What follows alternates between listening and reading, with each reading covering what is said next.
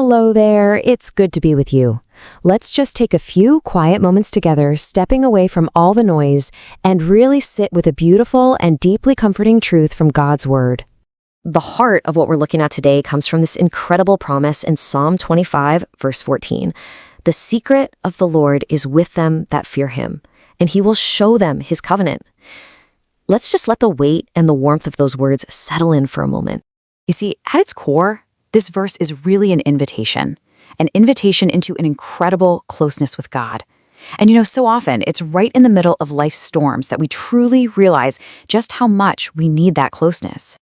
So let me ask you a question, and let's just be honest with ourselves here. When a problem shows up, a difficult doctor's report, a strain in a relationship, that pressure with finances, what is the very first thing that comes to your mind? What's that initial feeling that rises up inside you? Is it that familiar knot in your stomach, that wave of anxiety that starts to imagine the worst? Or, and this is the key, in that very first moment, is there another voice you can turn to? The quiet, steady voice of God's promises found in his word. That choice, which voice we listen to, the voice of fear or the voice of faith, that's what leads us right into the heart of this verse. The Lord's secret counsel. Now, when the Bible uses the word secret here, it doesn't mean something hidden away that we have to solve like a puzzle. No, the original language points to something much more personal, much more beautiful. It means intimate advice. It's the kind of counsel you'd only share with a trusted friend, a glimpse into God's own heart, something he reserves for those who draw close to him. And this is just so important for us to understand. There's a world of difference between knowing a lot of facts about God and actually walking with God. To walk with him means moving beyond just information and stepping into a real, living relationship where you actually start to learn his ways, his thoughts, and the very movements of his heart. And this isn't just a nice idea. It's a pattern you can see woven all through the scriptures. God shared his plans, his secrets, with those who walked closely with him. Think about it. He confided in Abraham about what was going to happen to Sodom. He revealed the entire master plan for Israel's freedom to Moses. And he gave Daniel the meaning of a dream that stumped a whole kingdom. Just think about Abraham's story for a minute. His reverential trust in God was so deep, so profound, that he was actually called the friend of God. And because of that friendship, God literally paused before bringing judgment and said to himself, "Shall I hide from Abraham what I am about to do?" Wow. That right there, that's the invitation. That is the kind of intimacy that's being offered to us.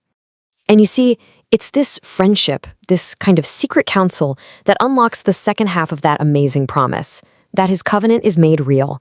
So when the psalmist says God will show them his covenant, it means something powerful.